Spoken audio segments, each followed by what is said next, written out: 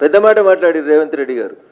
GO 111 రద్దు చేయడం వెనకాల లక్షల కోట్ల కుంభకోణం జరిగింది. జీవో 111 రద్దు చేస్తే లక్షల కోట్ల కుంభకోణం జరిగింది.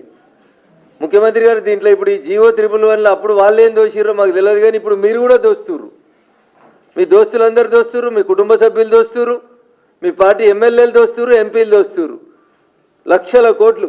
నేను చెప్పింది కాదన్న, జీవో 111 రద్దు వెనుక లక్షల కోట్ల కుంభకోణం. ఈ పరిధిలో కేటీఆర్, కవిత, హరీష్కు భూములు 80% భూములు కేసీఆర్ బంధుగణం బినామీలవే. మరి ఎందుకన్నా ఒకటి వెనకకు రాలేదు?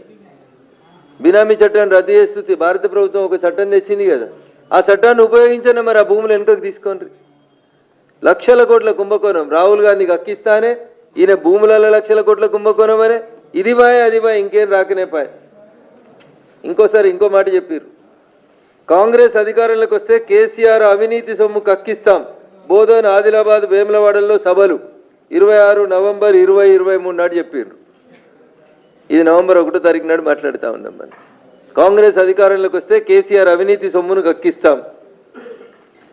ఈ హెడ్డింగ్ మంచిగా నచ్చిందన్న నాకు. అన్నిటికంటే ఇది మంచి హెడ్డింగ్, ఇది ఎన్నికల కంటే ముందు. పాత ప్రభుత్వాన్ని లేవన్నారంటే 30% కమిషన్ సర్కార్ అని చెప్పిర్రన్న. ఇది రాజకీయ విమర్శ అనుకుందాం ఒక్క నిమిషానికి. ఇలా మేం చెప్తలేం, బీజేపీ వాళ్ళని చెప్తలేం. సెక్రటరియట్ కాడికి వచ్చిన రోజు కాంట్రాక్టర్లు చెప్తున్నారు, నాకు 10 లక్షల బిల్లు రావాలంటే ఏదో మళ్ళీ పర్సంటేజ్ అడుగుతున్నారు అన్న అని చెప్తున్నారు. ఆ పర్సంటేజ్ ఎంతనో ఇప్పుడు రేవంత్ రెడ్డి గారు చెప్పాలి.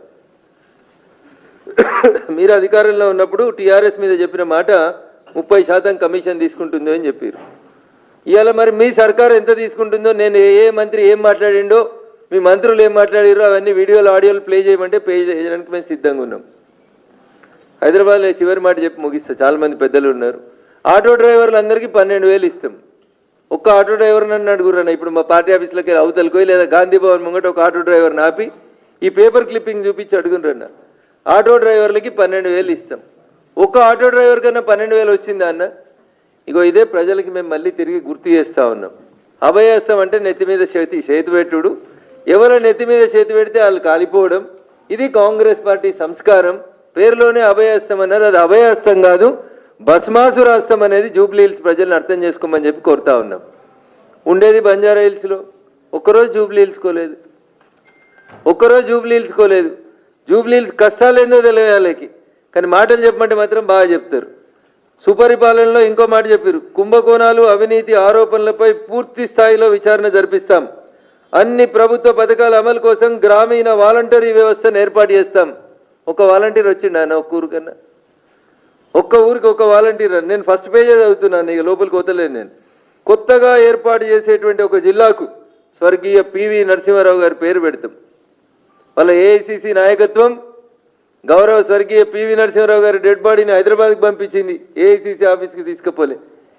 ఈయన వచ్చి ఆయన పేరు పెడతా అని చెప్పిండు, ఈయనకు పేరు పెడతానికి టైం దొరుకుతలేదు. ఇంకో మంచి మాట అన్నాడు, జిల్లాలు మండలాలను పునర్వ్యవస్థీకరణను పరిశీలించి నూతన జిల్లాలు మండలాలను ఏర్పాటు చేద్దాం.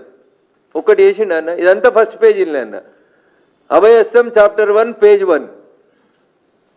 వీళ్ళు ఇంకా చాలా పేజీలు ఇచ్చిర్రు అన్న, ఇంకా చాలా పేజీలు తిప్పేది ఉంది. మిమ్మల్ని కూడా ఎక్కువసేపు చదివి బోర్ పెట్ట తెలుసుకోలేదు. నేను 42 పేజీలు రాసిర్రన్న. ఒక్క పేజీలనే గిన్ని చెప్పి ఒక్కటి కూడా చేయలేదు. కాబట్టి ఇక 42 పేజీలలో ఏముందో ఒకసారి చూడు. అందుకని నేను మొదలు పెట్టినప్పుడే చెప్పిన, అవ్వ బువ్వ ఉడికిందా లేదా చూడాలంటే ఒక మెతుకు చూస్తే సరిపోతుందని. ఈ కాంగ్రెస్ మేనిఫెస్టో మళ్ళీ ఒకసారి చెప్తాను, ఏదో 4,000 కోట్లు ఇచ్చినాం మేము. ఏడికి?